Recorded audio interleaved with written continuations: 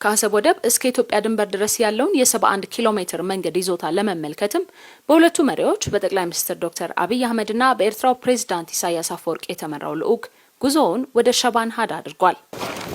የመንገዱ ይዞታም ከአሰብ ወደብ ወደ ኢትዮጵያ የሚመላለሱ ከባድ መኪኖችን ለማስተናገድ የሚያስችል መሆኑንም ለመመልከት ተችሏል። ቀጣዩ መዳረሻ አሰብ ወደብ። በዚህ ወደብ በነበረው ጉብኝትም በጥቂት የጥገና ስራዎች ወደቡ በቅርቡ ለኢትዮጵያ መርከቦች አገልግሎት መስጠት እንደሚችል ጠቅላይ ሚኒስትር ዶክተር አብይ አህመድ ተናግረዋል። ይህ ለተቀሩት የቀጠናው ሀገራትም ትርጉም እንዳለውም ጭምር። በቅርቡ የኢጋድ ስብሰባ ስለሚኖር ለአካባቢው ሀገራት መሪዎች ሪፖርት እናቀርባለን። እንዴት ነው ኢኮኖሚክ ኢንቴግሬሽን መፍጠር የምንችለው በኤርትራና በኢትዮጵያ መካከል፣ በኤርትራና በጅቡቲ መካከል፣ በኢትዮጵያና በጅቡቲ መካከል፣ በኢትዮጵያና በሶማሊያ መካከል እንደዛ አይነት እውነተኛ የሆነ ኢንቴግሬሽን ከፈጠርን ያለውን ማርኬት ከተጠቀምን ሰላም ትክክለኛ ቦታውን ይይዛል። ሰላም ብቻውን በቂ አይደለም። ሰላም የቀጥሎ የሚሰራ ስራ ቤዝ ነው እና ወደ ኢኮኖሚክ ኢንቴግሬሽን ካላሳደግ ነው ያው ደህንነት ካለ ተመልሶ ሊበላሽ ስለሚችል ወደ ኋላ እንዳይመለስ እንዴት አድርገን ወደፊት መሄድ እንደምንችል የተመካከርነው።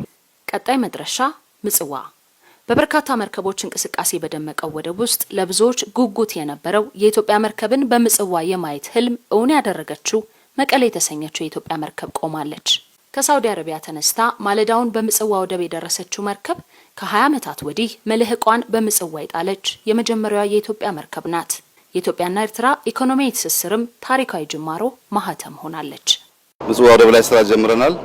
አሁን በቅርቡ ዛላምበሳ አካባቢ ያሉ የሚጠጋገኑ መንገዶች ጠግነን የመንገድ የየብስ ትራንስፖርት ከጀመር በሁሉ መንገድ በአየርም በመርከብም በምድርም ያሰብነው ሀሳብ እየተሳካ እንዳለው አዲሱን ዓመት በጣም በከፍተኛ ተስፋ ለመቀበል እድል ሰጠ ማለት ነው።